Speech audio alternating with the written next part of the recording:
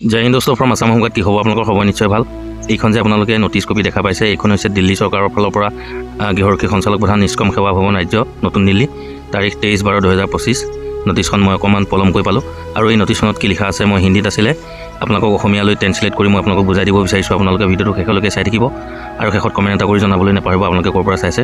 প্ৰথমে চাই লওক, ইয়াত বিষয় দিয়া আছে যে হোমগাৰ্ড স্বেচ্ছাসেৱকৰ 55%ৰ পৰা 58%লৈ ডিআৰএছ ভাত্তা পুনৰীক্ষণ কৰা।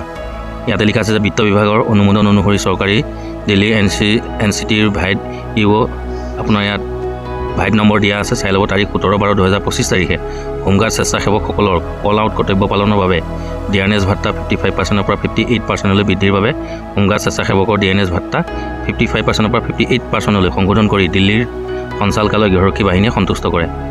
বহুত ভাল কথা।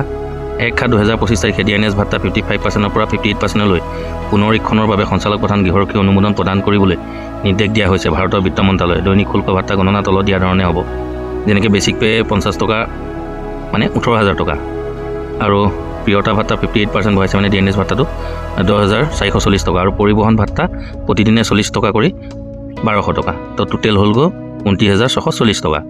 দৈনিক ডিউটি ভাত্তা 50 লাখ টকা আৰু 29,640 টকা মাহ মানে 30 দিনত, আৰু প্ৰতিদিনে 988 টকা মানে 29,640 টকা দৰমহা হৈছে, মানে বাঢ়িছে। আৰু ক'বলৈ গ'লে আমাৰ অসমতকৈ বৰ্তমান বহুত গুণেই বেছি। আগত হয়তো দিল্লী চৰকাৰৰ কিমান আছিলে সেইটো মই গম নাপাওঁ, কিন্তু বৰ্তমান ডিএনএছ 55%ৰ পৰা 58%লৈ কৰাৰ পিছত 29,640 টকা হৈছে কামাণ্ডেণ্ট হোমগাৰ্ড নিউ দিল্লী। আপোনালোকে গম পাইছে কপিখন।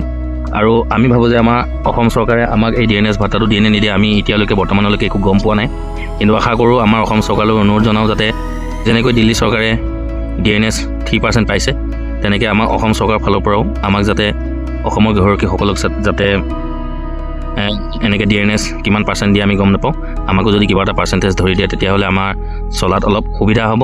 আৰু চাকৰিটোৰ বিষয়টো নকওঁৱে, বৰ্তমানলৈকে তেনেকুৱা কোনো ধৰণৰ আপডেট অহাই নাই। আৰু আশা কৰোঁ দিল্লীত যেনেকৈ 3% বাঢ়িছে আমাৰ অসমতো তেনেকৈ 3% বাঢ়িব লাগে। আমাৰ অসম চৰকাৰক আমাৰ যিসকল বিষয়ববীয়া আছে, আমাৰ সন্থাৰ যিসকল মুৰব্বী আছে, তেখেতলোকসকললৈ অনুৰোধ জনাইছোঁ যাতে চৰকাৰৰ ওচৰত যাতে এখন মেম'ৰেণ্ডাম কপি পেলাই যাতে আমাৰো ডিএনএছ ভাত্তা বঢ়াব লাগে।